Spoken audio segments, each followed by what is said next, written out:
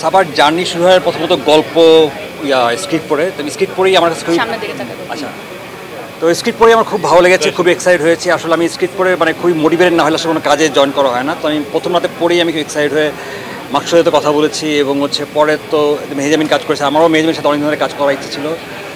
So journey তো শুরু হইলো। দেন হচ্ছে সাবা আমি আজকে 4th টাইম দেখলাম। আমি প্রথম দেখেছি হচ্ছে কানাডাতে টরন্টো ফিল্ম ফেস্টিভ্যালে। সো আমি এটা আগে দেখি নেই আর কি, মানে ওইখানেই প্রথম দেখার।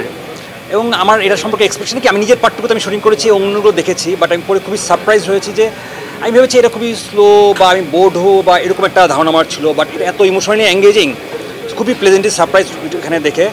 এবং ওইখানে 3বার দেখেছি এবং আজকে 4th টাইম আমি দেখলাম। এবং প্রতিবারই আমার কাছে আমি মানে কি প্রথমবার এটা দেখলাম, আমার এভরিথিং আমার কাছে খুবই নিউ এবং প্রতিবারই আমার কাছে ফ্রেশ। এবং আমি আগেও যেখানে আমি কেঁদেছি এখানেও সেভাবে কেঁদেছি। সো আমার কাছে মনে হচ্ছে খুবই ইমোশনালি এঙ্গেজ এবং খুব পাওয়ারফুল একটা মুভি। আচ্ছা না, এখানে বোর হওয়ার কোনো চান্স নেই, এটা মানে রিয়েলি এন্টারটেইনিং মানে মুভি আমার কাছে মনে হয়।